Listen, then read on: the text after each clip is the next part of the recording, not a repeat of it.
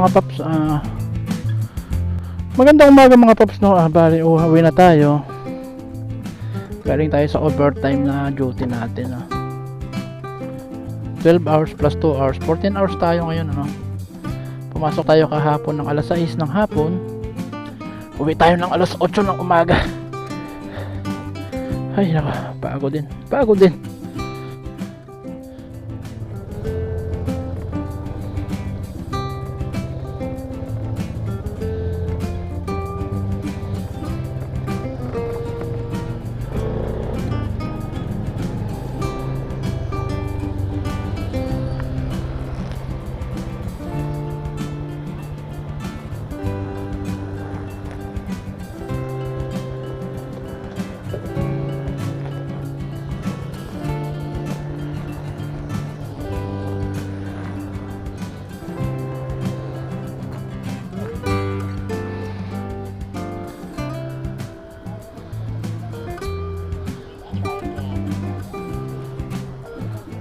Shout out. Pasok siya ka.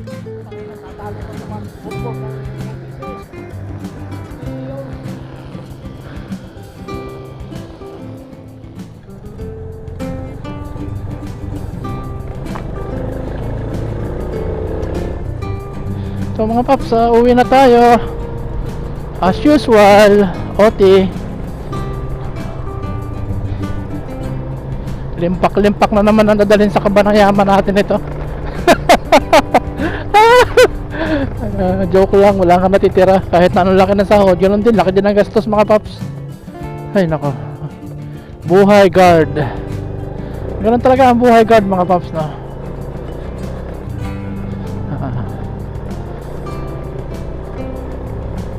Pero okay na rin kaysa wala. Okay na rin kaysa walang trabaho, diba mga paps? Kaysa tambay.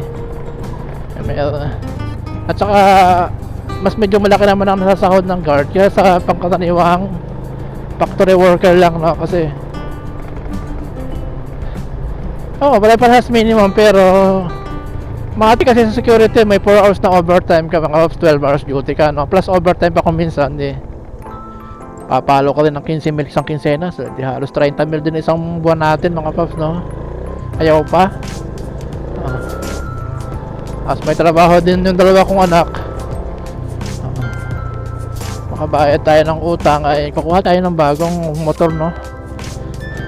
Pinag-iisipan ko yung Yamaha Grabis mo, mga 125, no? Kaso mga paps, nadismaya ako kasi wala siyang kickstart mga paps. Parang yung din bala kong kunin, kahit wala akong pera, bala kong kunin yung yung SYMBF3 ay wala ding kick. Kahit wala akong pera, hindi lang ako kumuha. What? Yun mga paps, no?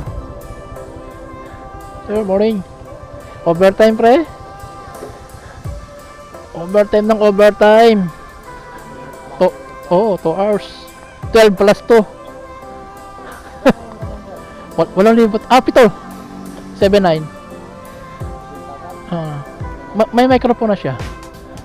Pag magbabalag ka, vlogger ka ba? Akala ko vlogger ka eh.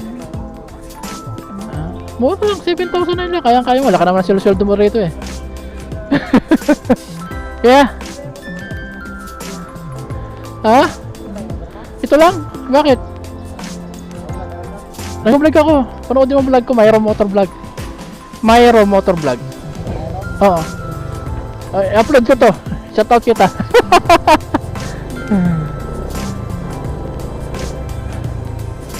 Ayun. Nagbablog daw ako. Tagal na. Kaso small vlogger pa rin tayo. Okay lang, malagay na ano natin yung ating hilig, no? Na kung natin yung hilig natin sa pagbablog, mga paps.